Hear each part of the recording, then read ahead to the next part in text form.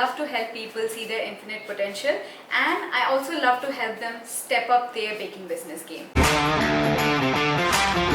Step number 1, you need to collect feedback. Drop the fear and ask for feedback. If you're a chef, caterer, or in any service-based industry, you need to collect feedback. In case you don't collect feedback, it's high time you collect feedback. It's beneficial for your growth and for your business. What collecting feedback from your customer shows is you really genuinely care for their opinions, firstly. And since you care for their opinion, even if your product or service didn't match up to the expectations, there's a high chance that the customer might come back to you for giving you a second chance. It really works. So collecting the feedback also helps you improve the little things in your product or services that you've fallen back short on, and that in turn improves your product or service. Step number 2, process your negative feedback. I know it sucks to receive a negative feedback, but you know what? Just take a deep breath in and deep breathe out. It's okay. We're all humans and we all make mistakes. And you're also allowed to process and be upset about the negative feedback. And allow yourself to feel the emotion, but let it go. Don't dwell in that negative space. Quickly come out of it and find an opportunity to quickly improve and turn the situation around in favor for you. Okay, so let's take a moment to think why we actually feel upset when this is an opportunity to learn and grow. So when we get a negative feedback, what our brain tends to think is it suddenly jumps to the worst case scenario conclusion, and we tend to go into fear or worry, or we get scared that that particular client might share their bad experience with us, with somebody else, or may share it on a public Google review, or may write a story about it, so that we are worried about other people getting to know about the negative experience and you not getting work henceforth. So this is how our brain instinctively works. It just jumps to the worst case scenario. So our mind really perceives this situation as a threat to your financial security and then the survival. So it really boils down upon how you train your mind to receive this negative feedback, to really turn it around in a positive way and work towards it to grow and learn. So now try to train your mind to think of these things instead of jumping into worst case scenario conclusions. So number 1, nobody is perfect in this world. Everybody makes mistakes and learns from them. So remember that nobody is perfect, and it's okay to make mistakes. And secondly, just because somebody didn't like a particular product or service of yours, it doesn't mean that everybody else will not like it. Okay, so for instance, if like a majority of people like biryani, but there are also a section of people who don't like biryani, that doesn't mean that biryani is a bad dish. So consider that you cannot satisfy everybody with one particular product. So remember that in mind, and also just lose the fear, because everybody is here to learn and grow. And at the end of the day, people do forget stuff. They don't remember your experience, or they're not going to badmouth it, or even if they do, people will tend to forget about it. So there's nothing to worry at all. Step number 3 is to classify your negative feedback. So what I do whenever I receive a negative feedback or a comment is I try to classify that into a constructive and a destructive feedback. So under constructive feedback, there's a further classification of fixable and unfixable. So for instance, let's take a fixable constructive criticism. So for instance, the client says the cake was too sweet, or it was too hard, the buttercream was gritty, or fondant was too thick. These are specific details of your cake or product or service that they have told you, which is fixable and can be fixed and improved the next time. So make sure to create a journal of these mistakes, and make sure to look into it time to time and try to avoid these mistakes in future. And let's go to unfixable constructive criticism. So for instance, on that particular day, you had a power cut, or there was this delivery guy who kind of messed up with your delivery, or there was a miscommunication with you and the client, and you offered a different flavor instead of the one they asked. These are unfixable constructive criticism, meaning they are dissatisfied, yes, but what's happened is happened. You really cannot go back and undo it.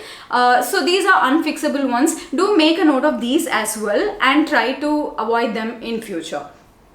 Let's move on to destructive criticism. So for instance, I'd like to give a few examples for destructive criticism. There are clients who do have a bad day and try to just vent it out all on somebody, and that person tends to be you on that day.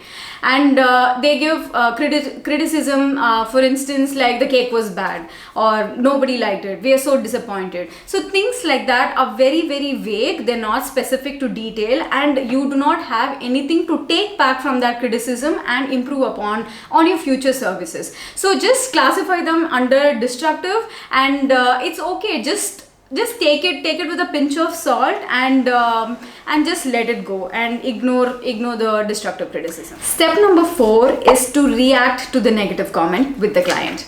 So this is how I usually react to any bad comment or negative comment that I get. So first of all, no matter whether the mistake was on the client side or your side, just offer an apology and apologize for the inconvenience and leave a very polite message saying that sorry, this will not be repeated, and apologies for the inconvenience. It's as simple as that. It just cuts the tension between you and the client, and as soon as somebody receives an apology, trust me, they just easily tend to forgive you and forget the incident. Secondly, if the damage done or the experience with the client was too bad, please try to offer at least a partial refund so that the client is satisfied, and your costs are also covered, and the client will definitely consider coming back to you for the next time.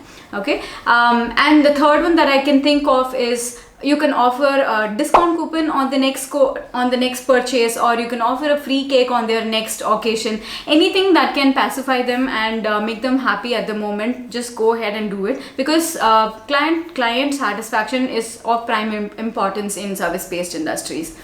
And these are ways that you don't react to a negative comment. Number 1 is don't get defensive and defend yourself to the client, because no matter how convincing your explanation is, how much ever you try to explain yourself, they are not going to understand, because they are the receiver of the bad experience and they will not try to understand it. So just keep the defensive mode off and try to just apologize and calm down the situation. Okay. Secondly, what you can do is don't blame the clients on social media. Don't rant on social media, because just mind you, all your clients and the circle to which you sell cakes are all present in your social media. So avoid ranting at any cost. And thirdly, try not to put them down or talk about the experience to anybody else, and keep it to yourself. Just deal with it, talk it out to your clients, and I'm sure everything will be fine and they will understand. Most of the cases, if you try to explain to them, they will understand and they will take it easy and forget about the incident.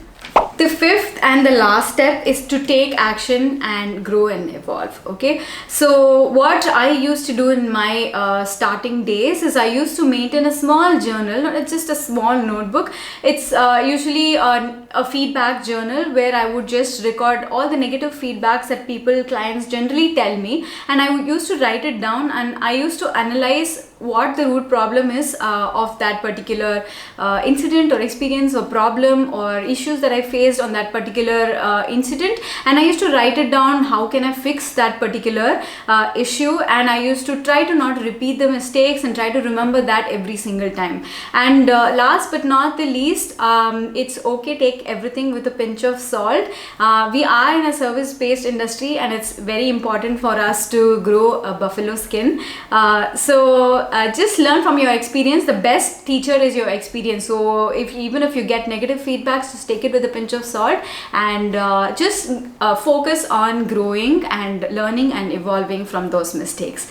So that's it, guys. Hope you guys enjoyed today's session about negative feedbacks. It's something that everybody goes through. I mean, even the topmost people in any industry goes through criticism and negative feedbacks. It's just the way you respond and react to it, you grow and evolve into a better person. So take care, guys, and see you next time with another topic.